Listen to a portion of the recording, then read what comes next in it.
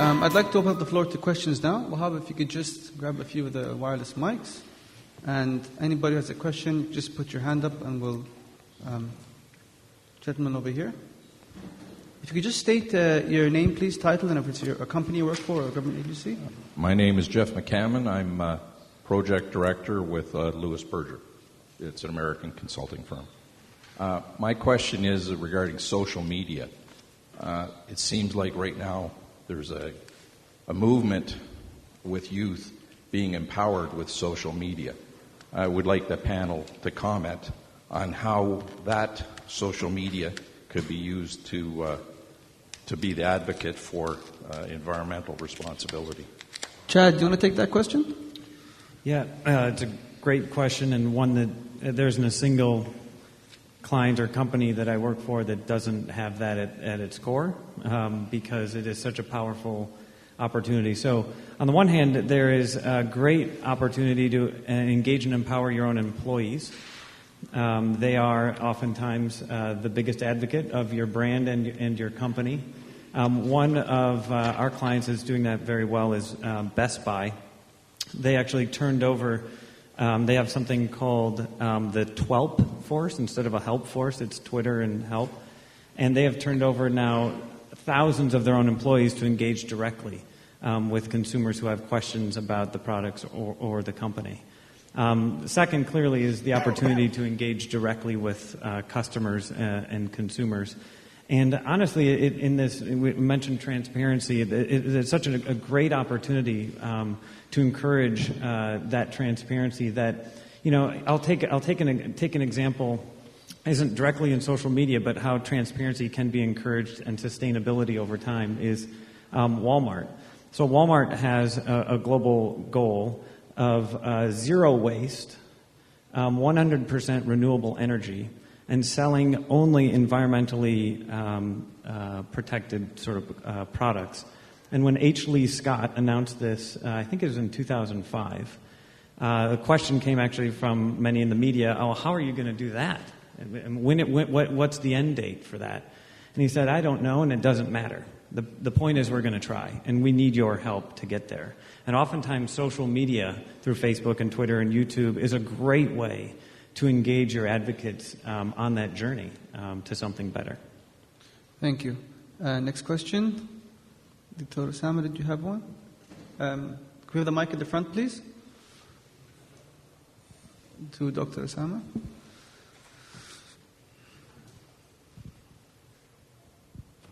A comment and a question. Tariq mentioned the lifestyle as being a very important factor. I would concur with that and actually think that our educational programs, if we look at it closely, are even more important than legislation. I mean, children should be sensitized with regard to their environmental responsibility from kindergarten. Really, that's where you start, the human factor. So maybe you'd have some comments about that. But my specific question goes to Najib. You mentioned in 1977 you were here talking about solar energy and water, how we can desalinate water using solar energy. Maybe you could tell us where we stand on that issue right now. And second, just to remind you that you had a story to tell us. Thank you. Yeah, I mean, I'll answer very, very briefly. Now it is more on the agenda in some countries, but too bad, still experimental.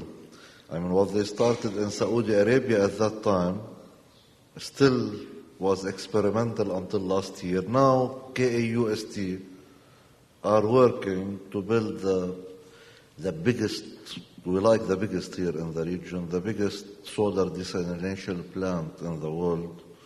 So it is more on agenda. And UAE, in Abu Dhabi, they are now desalinating in small plants using solar, but still it is experimental basis. Like the biosaline agriculture, there is a center in Dubai, ICBA, International Center for Biosaline Agriculture.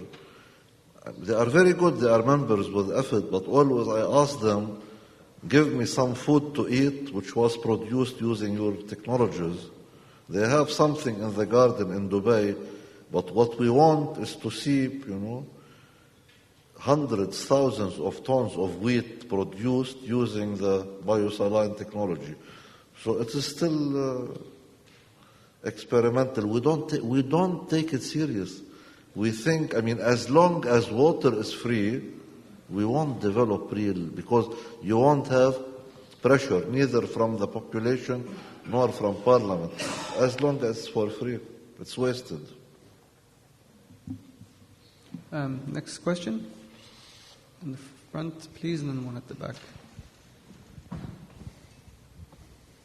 Thank you. My name is Adel Mnifi. I'm from Kuwait Petrochemical Company. First of all, I like to thank everybody for this wonderful engagement, and particularly about Dr. Sami's idea of the management system, environment management system.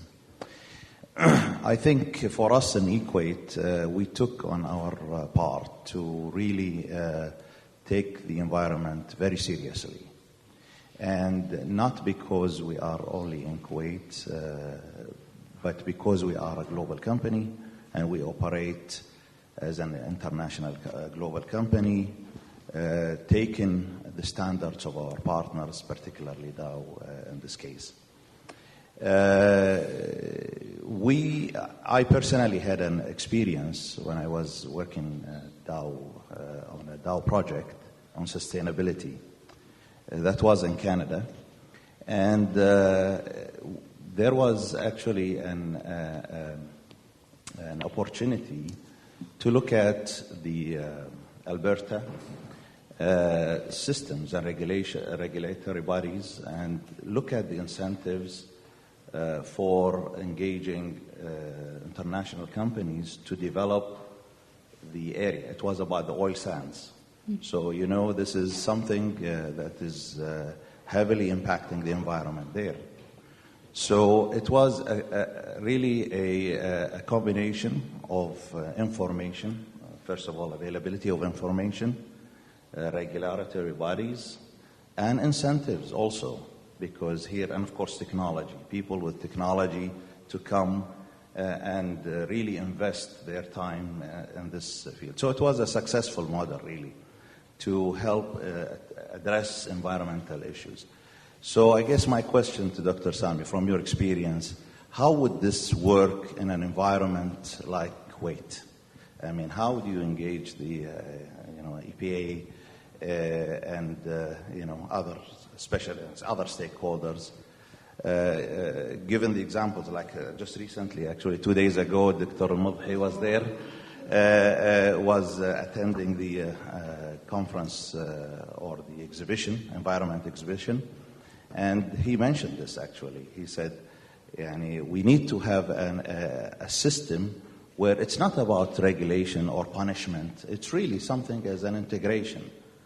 So probably you can shed more light on this to help really establish this kind of environment. Because we do it as self-initiative because we are responsible, really. We feel responsible. Yes. I realize how Dow and Kuwait have been working on the environment. In fact, I had the honor to work on the permitting of the construction of Kuwait 2. And it took me 2 years to get to work on this with the Kuwait EPA. Establishment of this type of systems, it very much depends on how the society accepts it. It is an exercise that has to be practiced on both the regulated culture. You see how developed the culture in the regulated community. I remember 15 years ago when we were teaching environmental management systems in the oil sector, okay. At that time, the oil sector or the private sector, okay, took it because they had responsibility in front of the world. Today, the main purpose, okay, is to take this and let the regulatory or the regulatory agency Tell them, calm down.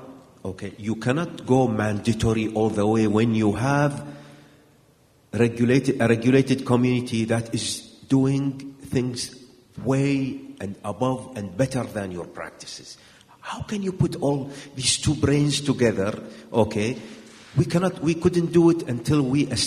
And I have to admit to you, I could not do it until I worked with a UNDP program. First of all, we put a framework, a regulatory framework, where we said, okay, we accept 210, decision 210. Although decision means qarar.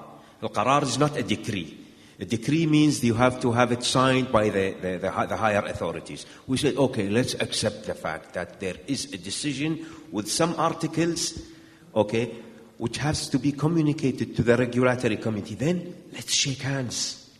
Let's sit down and shake hands. Now, like what the captain just mentioned, they said, okay, KOC is paying to EPA. Yes, KOC is paying to EPA, but under EPA's conditions, saying, okay, when you want to develop regulations, let's say Article 76. Article 76 says all sources must be within limits to the point that does not impact the air quality in residential and industrial areas. 4 lines. EPA used to pass them around to the regulated committee, say, you comply with this. How can you comply with 4 lines? Okay, in the modern world, the 4 lines are translated into regulations of books, volumes. The exploration and production sector needs to comply different than refining, different than the petrochemical. So it is that culture development where you put all the heads together, talk and partnership. And please, go ahead and explain to the parliament and to the people, this type of partnership is not to bribe EPA. Now, the word bribe, okay, was said by parliament members. In fact, was said on the media, especially it was said by the private sector. See, it's all about culture. You put their heads together, and this, I'll tell you, this takes time.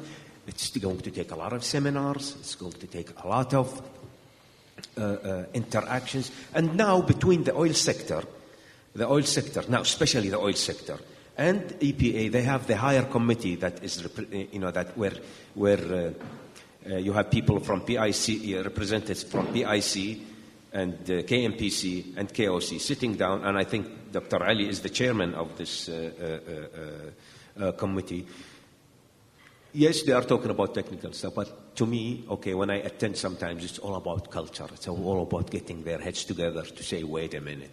We have an environmental management system, and we have a regulated community that is doing very well. Let's learn from each other. I'm not going to say let EPA learn from them. Let's say let's learn from each other to adopt or to achieve these goals. So, step by step. Thank you, Dr. Sami.